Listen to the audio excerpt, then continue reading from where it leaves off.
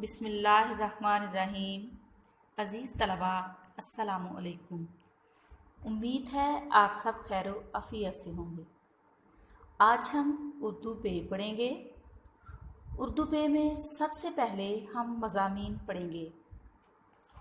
یاد رہے کہ 15 نمبر کا سوال مضمون پر مشتمل ہوتا ہے۔ آپ کو 3 موضوعات دیے جاتے ہیں، جن میں سے آپ نے ایک موضوع پر تفصیلی مضمون قلم بند کرنا ہوتا ہے۔ مضمون کا آغاز کرنے سے پہلے مضمون سے متعلق چند ضروری ہدایات آپ کے گوش گزار کرنا لازمی سمجھتی ہوں، تاکہ آپ ایک معیاری مضمون لکھنے کے قابل ہو سکیں۔ جو مضمون بیان کرنا یا لکھنا ہو اسے سوچئے، مواد کو وسعت دیجیے اور ایک مؤثر ترتیب سے مرتب کیجیے۔ بیان کا مربوط ہونا بہت ضروری ہے۔ جب مضمون کا مواد جمع اور مربوط ہو جائے تو اسے مختصر سی تمہید کے ساتھ زیب کرتاس کیجیے۔ زبان کو روزمرہ اور محاورے کی چاشنی سے آراستہ کیجیے۔ موضوع اشعار بھی مضمون کے حسن کو بڑھا دیتے ہیں، مگر ان کی شمولیت آٹے میں نمک کے برابر ہونی چاہیے، یعنی بہت زیادہ اشعار کی بھرمار نہیں کرنی چاہیے۔ مضمون کو نہایت درجہ خوش خط لکھیے تاکہ آسانی سے درست طور پر پڑھا اور سمجھا جا سکے۔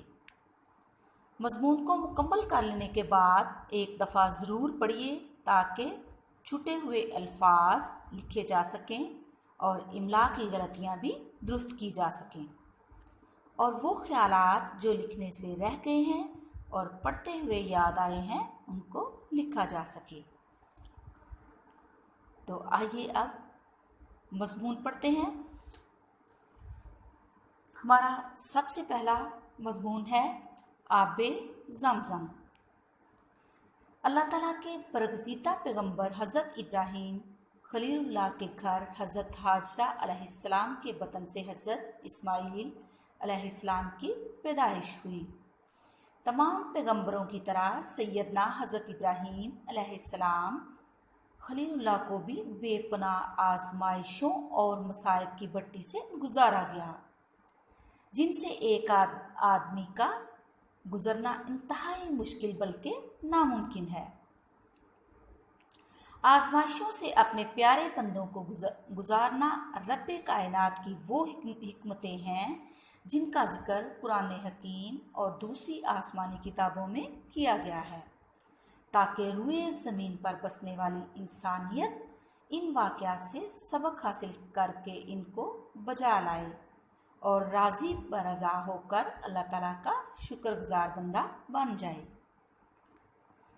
وہ جس بھٹی میں جلنے کے لیے چاہے جسے ڈالے، وہ جس بھٹی میں جلنے کے لیے چاہے جسے ڈالے، جسے جس شکل میں چاہے اسی میں اس کو وہ ڈھالے۔ کسی فرعون کے گھر میں کوئی موسیٰ بھی ہو پالے، کسی فرعون کے گھر میں کوئی موسیٰ بھی ہو پالے، وہ چاہے جس سے اپنی کبریائی خود ہی منوا لے۔ کسے جرأت کوئی انکار کی تلوار میں آئے، کسے جرأت کوئی انکار کی تلوار میں آئے، سرے تسلیم خم ہے مزاج یار میں آئے۔ آج سے ہزاروں سال پہلے کی بات ہے کہ جہاں آج مکہ مکرمہ کا متبرک شہر آباد ہے، وہاں ریت اور سڑی ہوئی پہاڑیوں کے سوا کچھ نہ تھا۔ دور دور تک کسی جاندار کا گمان تک نہ تھا۔ اسی زمانے میں حضرت ابراہیم علیہ السلام اپنی بیوی حاجرہ اور اپنے ننھے چند روزہ بچے کو لے کر یہاں آئے اور انہیں اللہ تعالیٰ کے حکم کے مطابق یہاں چھوڑ کر چلے گئے۔ ماں اپنے ننھے شیر خوار کو لیے ایک پہاڑی کی اوٹ میں بیٹھ گئی۔ सूरज बुलंद होता गया, धूप की तेजी बढ़ती गई। जमीन तपी, हवा जली, गर्म लू के बबूके आने लगे। पानी की छागल खुश्क होने लगी और जरा सी देर में सूख गई।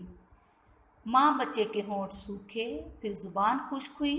माँ घबराई, नन्हा सिसकने लगा। माँ के होश उड़ गए, अपनी प्यास भूल गई। बच्चे की हालत देखकर तड़पी। इधर उधर देखा, रेत के जर्रों के सिवा कुछ नजर न आया। ऊपर देखा, आसमान को दूर पाया। नीचे देखा, जमीन को तनूर पाया। पानी पानी, एक घूंट एक कतरा, मेरे लिए नहीं, मेरे बच्चे के लिए, शीरख्वार इस्माइल अलैहिस्सलाम के लिए। इब्राहिम के खुदा, इस जंगल में, इस बियाबान में, इस रेगिस्तान में आग को गुलिस्तान बनाने वाले, इस आग के दरिया में पानी का चश्मा बहा। मेरे नन्हे को एक पानी का कतरा अता फरमा। अल्लाह मियाँ, मुझे अपनी जान की परवाह नहीं, इस नन्ही जान पर करम फरमा। बच्चा प्यास से बेहोश हो चुका था। कभी कभी टांगें हिला देता। माँ ने अपने मुंह से लुआब निकाल कर उसके मुंह में डाला, मगर दिन की तमाज़त ख़त्म हो तो ज़िंदगी की उम्मीद पैदा हो।